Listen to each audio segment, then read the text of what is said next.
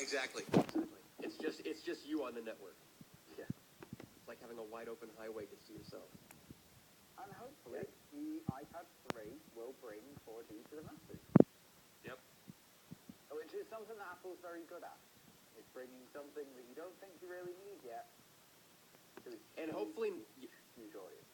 I agree, and hopefully not with ever lowering bandwidth caps like we've been seeing AT&T doing. I think, unfortunately, it may be up to people like Apple and like Google, big behemoths, but it might be up to them to put some pressure on these, what are, at least in the United States, complete monopolies almost in every one of your areas, monopolies or duopolies.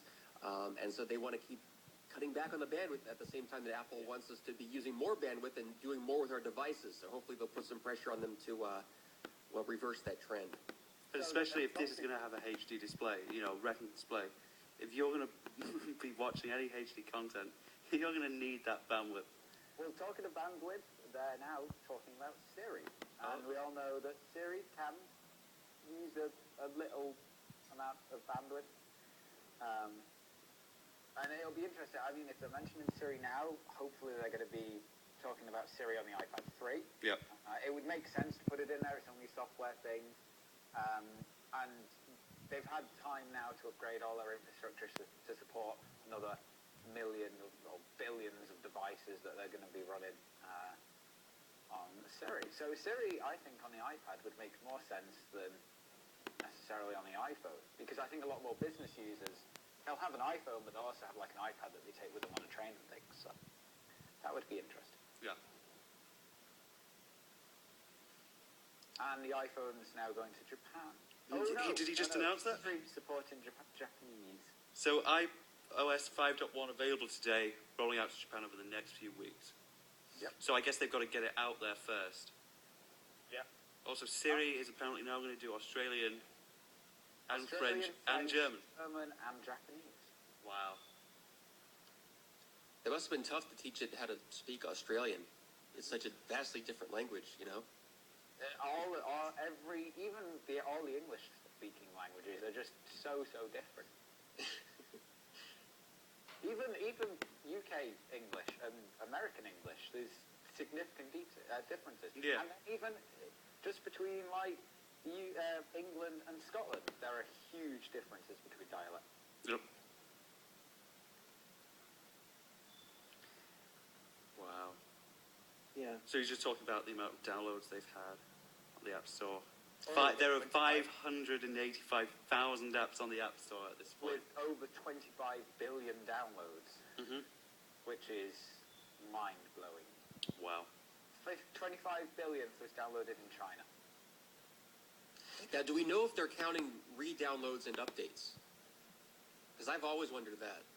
I don't think, possibly actually, they might. I think they do. I think they count updates. I think they're being liberal with their statistics. I think you'd have to be, because there aren't 25 billion people in the world, so they have to get to that somehow. If you figure out by how many iOS devices they have, how many did they say? 76 million? 172 million, I think, is a lot. There's a lot of iOS. 352 million of these. 62 million last quarter alone. Wow. Okay, so 325.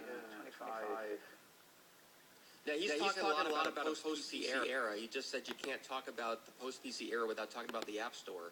But I heard someone say, and I agree with this, that it's not post-PC until we don't have PCs anymore, until we don't have a desktop computer that we still work on. I guess they made the point of, was it last year, that you don't anymore have to activate with a iTunes to get the iPhone or iPad working, correct? Yes. Yes. The iOS 5, when that came out, they enabled it so that you could do over-the-air updates. You can also do over-the-air setup. Right.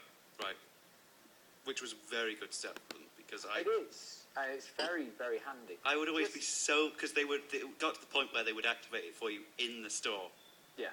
Right. Just figuring it out, if there's 25 billion downloads, 320 million devices, that's only 78 downloads, so I think that might just be per actual app downloads as opposed to including updates or anything in it. Right. Here's an announcement. We're announcing movies and TV shows in the iTunes Store support 1080p HD. So this means there's going to be a 1080p New Apple TV. Apple TV. Yeah. This looks like it's going to be new Apple TV. Yes, new Apple TV supporting 1080p video. Oh, wow. All right, off the bat. I'm Glad I held out. Didn't buy the last one. iTunes Cloud is supporting movies, TV shows, any video content in 1080p, and now it's also on the Apple TV.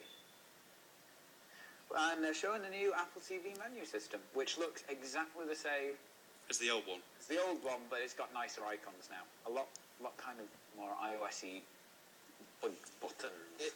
Anyone else think that their interface looks a little bit old? Yeah. A little bit old-fashioned? A little bit too plain? Well, the $99 Apple TV was a big update from the previous ones. Yeah. Which was essentially front row atop a Mac Mini with less hardware, I believe. I wonder whether the 1080p update to the Apple TV is purely a software update or whether it's a hardware update as well. Oh, it's hardware. Yeah, I would have thought it'd be hardware. Because they will be decoding everything in hardware.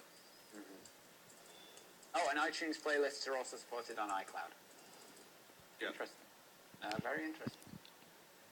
Meaning, I guess, the synchronization of your playlists? I think You they're can going to make yeah, I think they're... Well, yeah. Because iTunes Cloud can support... it can support everything now. It can support movies, TV shows, music, and playlists. So that's cool. I guess you can make a